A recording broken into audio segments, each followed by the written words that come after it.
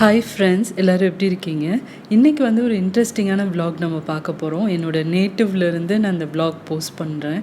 என்னோடய நேட்டிவ் வந்து மதுரை. என்னை ரெகுலராக ஃபாலோ பண்ணுறவங்களுக்கு இது தெரியும். இப்போ சென்னையிலேருந்து கிளம்பி நான் வந்து மதுரைக்கு வந்துட்டேன். அங்கே வந்ததுக்கப்புறமா எடுத்த விலாக் தான் இந்த வீடியோவில் நீங்கள் பார்க்க போகிறீங்க. கண்டிப்பாக உங்களுக்கு இன்ட்ரெஸ்டிங்காக இருக்கும்னு நினைக்கிறேன். வீடியோ ஃபுல்லாக பாருங்கள்.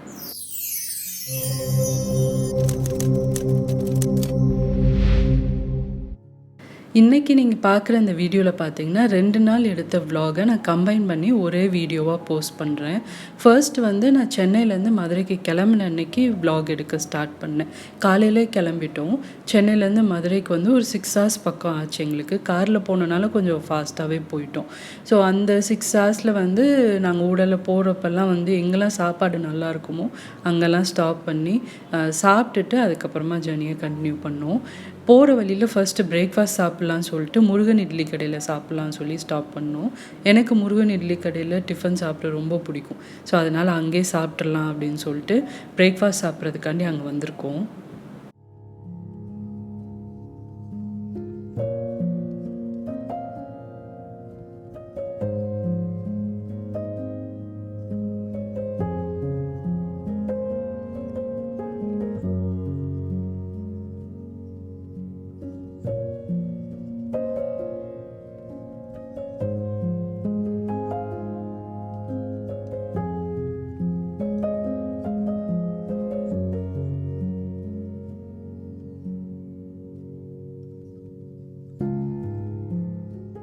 பிரேக்ஃபாஸ்ட் சாப்பிட்டுட்டு அதுக்கப்புறமா போகிற வழியில் லன்ச் எல்லாம் சாப்பிட்டுட்டு இப்போ ஆல்மோஸ்ட் வந்து நாங்கள் மதுரைக்கு ரீச் ஆக போகிறோம். ஒரு மதியம் மேலே ஒரு 2 o'clock மேலே இருக்கும் நாங்கள் ரீச் ஆன டைமு.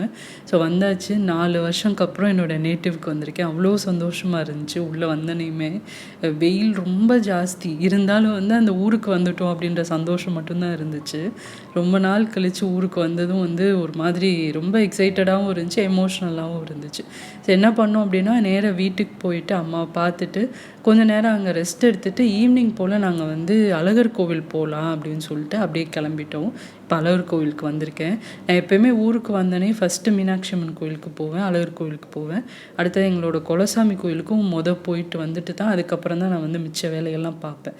ஸோ இப்போ ஃபஸ்ட்டு அழகர் கோவிலுக்கு வந்தாச்சு. ஈவினிங் தான் வந்தோம்.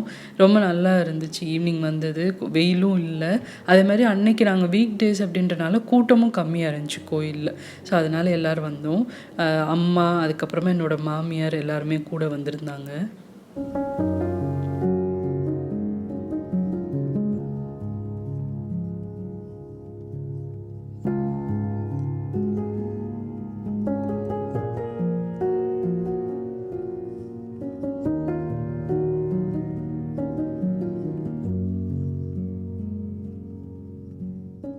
நான் எப்போ அழகர் கோவிலுக்கு வந்தாலுமே கோவிலுக்கு வெளியில் வாசலில் இந்த பொரிக்கடை ஒன்று இருக்கும். அங்கே எப்போயுமே பொரி வாங்குவேன். இவர்கிட்ட ரொம்ப நல்லாயிருக்கும். நல்ல கிறிஸ்பியாக ஃப்ரெஷ்ஷாக இருக்கும். அதே மாதிரி கடலையும் நல்லா வறுத்துருப்பார். ஸோ அதனால் அங்கே பொரிக்கடலை வாங்கலான்னு சொல்லிட்டு வாங்க சொன்னேன்.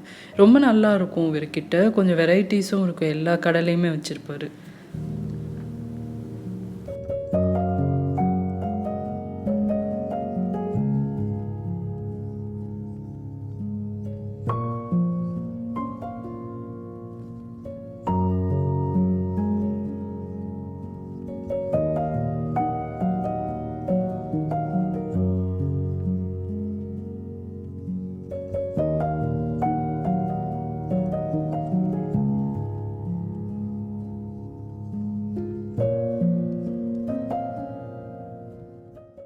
இப்போ அழகர் கோவிலில் சாமிலாம் கும்பிட்டு முடிச்சாச்சு. கும்பிட்டுட்டு வீட்டுக்கு போய் தான் நாங்கள் சாப்பிட்டோம். சாப்பிட்டுட்டு அதுக்கப்புறமா ரெஸ்ட் எடுத்துட்டோம். ஏன்னா ட்ராவல் பண்ணி வந்ததும் வந்து ரொம்ப டயர்டாக இருந்தது.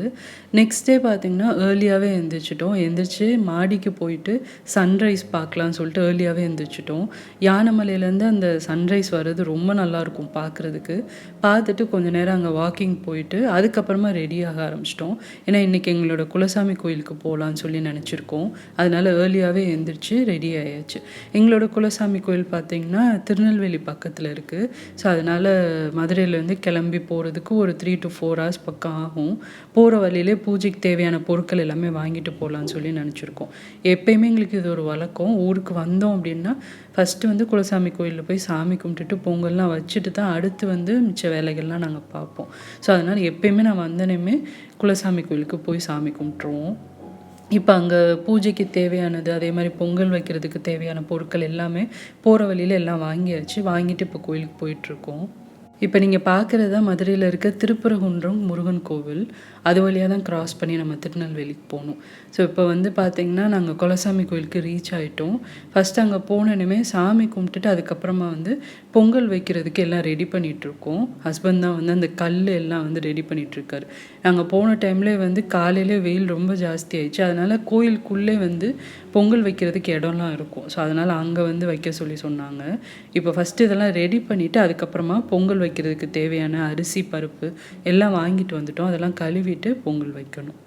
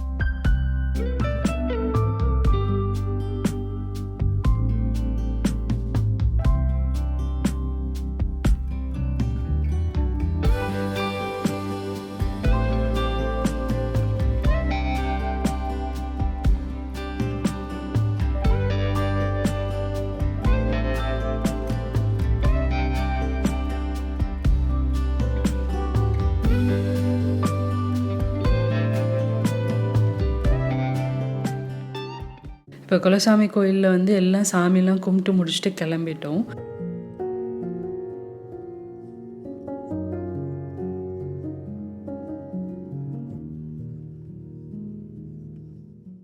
இப்போ வீட்டுக்கு வந்ததுக்கப்புறமா பார்த்தீங்கன்னா தோட்டத்துலேருந்து மாங்காய் எங்களுக்கு கிடச்சிது.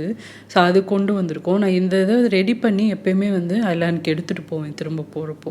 இது என்ன பண்ணுவாங்க அப்படின்னா நல்லா அதை நறுக்கிட்டு உப்பில் சேர்த்து நல்லா ஊற வச்சுருவாங்க. கிட்டத்தட்ட 1 வாரம் பக்கம் அம்மா வந்து இதை நல்லா ஊற வச்சுட்டு இதை நல்லா அப்பப்போ நம்ம எடுத்து மிக்ஸ் பண்ணி விடணும். கைப்படாமல் வச்சுக்கணும், அதே மாதிரி ஈரமும் படாமல் வச்சுக்கணும். மிக்ஸ் பண்ணி விட்டுட்டு அதுக்கப்புறமா அதை எடுத்து எனக்கு வெயிலில் நல்லா காய வச்சுட்டு கொடுத்துருவாங்க. இதை நம்ம வந்து என்ன பண்ணலாம் அப்படின்னா குழம்பு இதெல்லாம் செய்கிறப்போ இதை வந்து சேர்த்துக்கிட்டோம் அப்படின்னா ரொம்ப நல்லா வாசனையாக சூப்பராக இருக்கும். இது வந்து நான் எப்போயுமே ரெடி பண்ணி கொண்டு போவேன். மேக்ஸிமம் நாங்கள் சம்மரில் ஊருக்கு வராதனால ரொம்ப வருஷம் ஆச்சு இதை நான் எடுத்துகிட்டு போய்.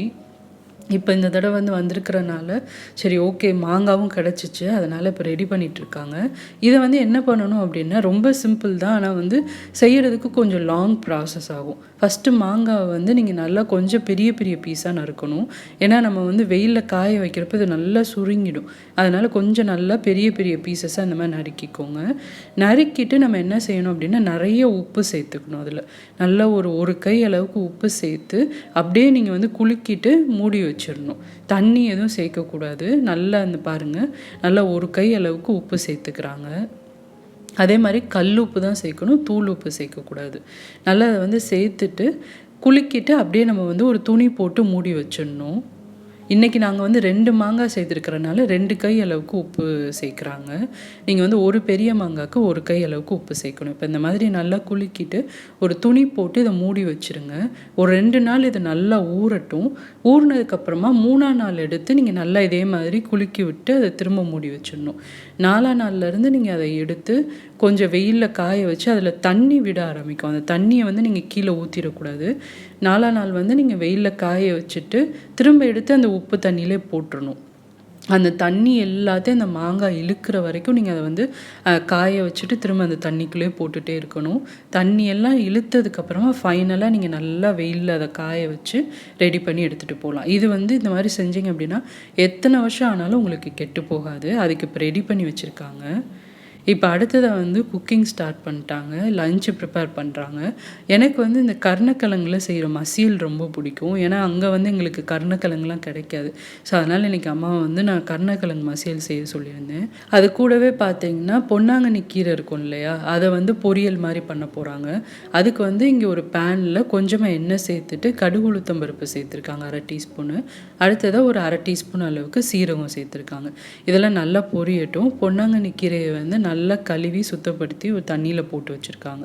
இப்போ அதெல்லாம் நல்லா பொரிஞ்சதுக்கப்புறமா வெங்காயம் வந்து நிறைய அதில் சேர்த்துக்கணும். நல்லா ஒரு பெரிய சைஸ் வெங்காயத்தை பொடியாக கட் பண்ணி அதில் சேர்த்தாச்சு. காரத்துக்கு வந்து ஒரே ஒரு காஞ்ச மிளகா சேர்த்துருக்காங்க. இப்போ இதெல்லாத்தையும் நல்லா வதக்கிடலாம். ரொம்ப ப்ரௌன் ஆக தேவையில்ல, கொஞ்சம் கலர் மாதிரி வர டைம் வரைக்கும் நீங்கள் நல்லா வதக்கிக்கோங்க.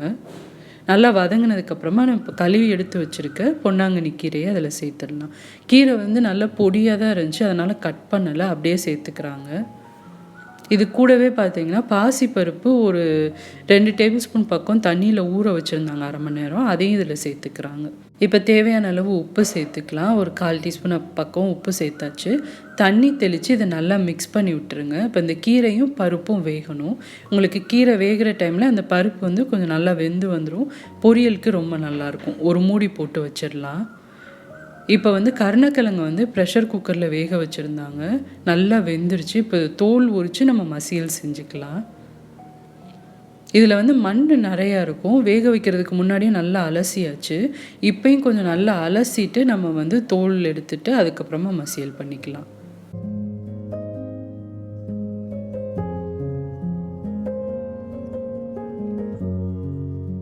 இந்த மசியல் செய்கிறதுக்கு நம்ம வந்து கிழங்க கட் பண்ணக்கூடாது. அப்படியே நல்லா அதை வந்து கையிலே பிசைஞ்சிட்டு அதுக்கப்புறமா அந்த மசியல் பண்ணுவாங்க. அதனால் தோல் மட்டும் நம்ம உரிச்சு எடுத்து வச்சுக்கலாம். இப்போ பொன்னாங்கண்ணி கீரை பாருங்கள் நல்லா வெந்துட்டுருக்கு. இதை அப்பப்போ நல்லா கிளறி விட்டுருங்க. யூஷுவலான மித்த கீரையை விட இந்த கீரை வேகிறதுக்கு கொஞ்சம் டைம் எடுக்கும். அதனால் கொஞ்சம் மூடி போட்டு அதை நல்லா வேக வச்சுக்கலாம். இப்போ பாருங்கள் நல்லா வெந்துருச்சு, தண்ணியும் வந்து வற்றிருச்சு. அம்மா பொரியல் பண்ணுறப்ப என்ன பண்ணுவாங்க அப்படின்னா, இந்த மாதிரி கீரை செய்கிறப்போ ரொம்ப தண்ணியை வற்ற விட மாட்டாங்க. கொஞ்சம் லைட்டாக தண்ணி இருக்கிற ஸ்டேஜ்லேயே வந்து துருவின தேங்காய் சேர்த்துருவாங்க. இந்த மாதிரி செஞ்சோம் அப்படின்னா ரொம்ப ட்ரை ஆகாது அப்படின்னு சொல்லுவாங்க. அதனால் கொஞ்சம் லைட்டாக தண்ணி இருக்கிறப்பவே துருவின தேங்காய் தேவையான அளவு சேர்த்துட்டு நல்லா மிக்ஸ் பண்ணிக்கோங்க. தேங்காய் சேர்த்ததுக்கப்புறமா நல்லா அதை வந்து கிளறி விடணும், இல்லைன்னா கெட்டு போயிடும் சீக்கிரம்.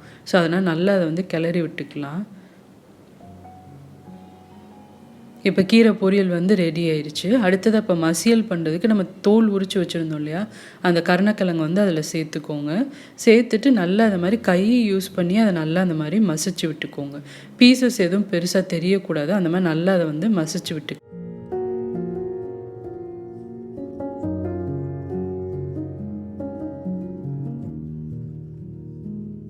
இப்போ நல்லா அந்த மாதிரி மசிச்சு விட்டதுக்கப்புறமா இந்த மசியலுக்கு தேவையான அளவு 3 சின்ன தக்காளி எடுத்திருக்காங்க. அதையும் வந்து இதில் சேர்த்துக்கலாம்.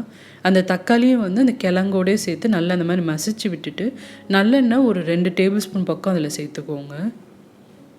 சேர்த்துட்டு நல்லா அந்த மாதிரி பிசைஞ்சு விட்டுடலாம். நல்லா அந்த மாதிரி மிக்ஸ் பண்ணதுக்கப்புறமா குழம்பு மிளகாய்த்தூள் தேவையான அளவு சேர்த்துக்கோங்க.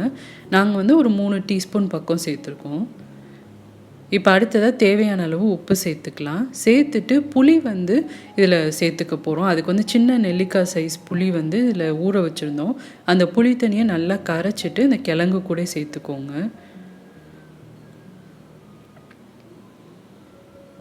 நல்லா சேர்த்தாச்சு. இப்போ எல்லாத்தையும் நல்லா மிக்ஸ் பண்ணிடலாம். நம்ம செய்கிறப்போ தேவையான அளவு தண்ணியும் மேற்கொண்டு சேர்த்துக்கலாம். ஏன்னா அது வந்து நல்லா கெட்டியாக வரும். ஸோ அதனால் தண்ணி தேவையான அளவு நீங்கள் சேர்த்துக்கலாம். இப்போ நல்லா அதை வந்து மிக்ஸ் பண்ணி விட்டுடலாம். மிக்ஸ் பண்ணிவிட்டு ஒரு 1/4 மணி நேரம் பக்கமாவது நல்லா ஊறணும். அப்போ தான் அந்த கிழங்கு, மசாலா, புளி எல்லாம் நல்லா ஒன்று சேர்ந்துரும். அதுக்கப்புறமா நம்ம வந்து தாளிச்சிக்கலாம். இப்போ இது தாளிக்கிறதுக்காண்டி ஒரு பேன் சூடு பண்ணியிருக்கோம். அதில் வந்து ஒரு 3 டேபிள் ஸ்பூன் பக்கம் நல்லெண்ணெய் சேர்த்துக்கோங்க. எண்ணெய் நல்லா சூடானதுக்கப்புறமா தாளிக்கிறதுக்கு ஒரு 1/2 டீஸ்பூன் அளவுக்கு கடுகு உளுத்தம் பருப்பு சேர்த்துக்கலாம். அடுத்ததாக கொஞ்சமாக அதில் வந்து வெந்தயம் சேர்த்துக்கலாம். அடுத்ததாக கொஞ்சோன்னு இதில் வந்து சோம்பும் சேர்த்துருக்காங்க. எல்லாமே ஒரு 1/4 டீஸ்பூன் தான். இது நல்லா பொரியட்டும். பொரிஞ்சதுக்கப்புறமா நம்ம வந்து வெங்காயம் சேர்த்துக்க போகிறோம். வெங்காயம் வந்து இதுக்கு கொஞ்சம் நிறையா சேர்க்கணும். அப்போ தான் டேஸ்ட்டு நல்லாயிருக்கும். சின்ன வெங்காயம் பொடியாக கட் பண்ணி எடுத்து வச்சுருக்காங்க. ஒரு 15 வெங்காயம் பக்கம் இருக்கும். அதை வந்து இதில் சேர்த்துக்கலாம். அது கூடவே வந்து கருவேப்பிலையும் தேவையான அளவு சேர்த்துக்கோங்க. இப்போ இதை வந்து நல்லா வதக்கிக்கலாம். இப்போ இது வந்து ரொம்ப ப்ரௌன் ஆக தேவையில்ல. கலர் மாறி வரும் இல்லையா, அந்த ஸ்டேஜ் அளவுக்கு வதக்குனா போதும். இப்போ மசாலா, புளி, தக்காளி எல்லாமே இந்த கிழங்கு கூட மிக்ஸ் பண்ணி வச்சுட்டோம். பாருங்கள் நல்லா ஊறிடுச்சு. ஊறினதுக்கப்புறமா நல்லா அந்த மாதிரி மிக்ஸ் பண்ணி விட்டுட்டு நம்ம வந்து இப்போ இந்த தாளித்த மிக்சரோடு இதை சேர்த்துடலாம். இப்போ தண்ணி வந்து நீங்கள் தேவையான அளவு சேர்த்துக்கோங்க. ரொம்ப தண்ணியாக வேணும் அப்படின்னா கொஞ்சம் தண்ணி ஜாஸ்தியாக சேர்த்துக்கலாம். கொஞ்சம் கெட்டியாக இருக்கணும் அப்படின்னா தண்ணி கம்மியாக சேர்த்துக்கோங்க. இப்போ தேவையான அளவு தண்ணி சேர்த்தாச்சு. நல்லா அதை மிக்ஸ் பண்ணிவிட்டு நம்ம தாளிச்சிருக்கிற வெங்காயத்து கூட இதை சேர்த்துடலாம். இப்போ வெங்காயமும் நல்லா வதங்கிடுச்சு. அந்த மிக்சரை அதில் சேர்த்துக்கோங்க. இது செய்கிறது ரொம்ப சிம்பிள் தான். டேஸ்ட்டு ரொம்ப நல்லாயிருக்குங்க. கண்டிப்பாக ட்ரை பண்ணி பாருங்கள். என்னோடய மோஸ்ட் ஃபேவரட் இது. ரொம்ப பிடிக்கும். இது கூட நீங்கள் வந்து அப்பளம் வச்சு சாப்பிட்டாலே போதும், அவ்வளோ டேஸ்ட்டாக இருக்கும். இப்போ நல்லா வந்து கொதிச்சதுக்கப்புறமா ஒரு மூடி போட்டு ஒரு 15லேருந்து 20 நிமிஷம் நல்லா அது சிம்லே வேகட்டும். அந்த பச்சை வாசலாம் போனதுக்கப்புறமா நீங்கள் வந்து அடுப்பு ஆஃப் பண்ணிடலாம். நல்லா சிம்மில் வச்சு இது நல்லா வேகட்டும். இப்போ நல்லா குழம்பு வந்து உங்களுக்கு ரெடி ஆயிடுச்சு மசியல். கடைசியாக வந்து துருவின தேங்காய் சேர்த்துக்கோங்க. ஒரு 3 டேபிள் ஸ்பூன் பக்கம் தேங்காய் சேர்த்துருக்காங்க.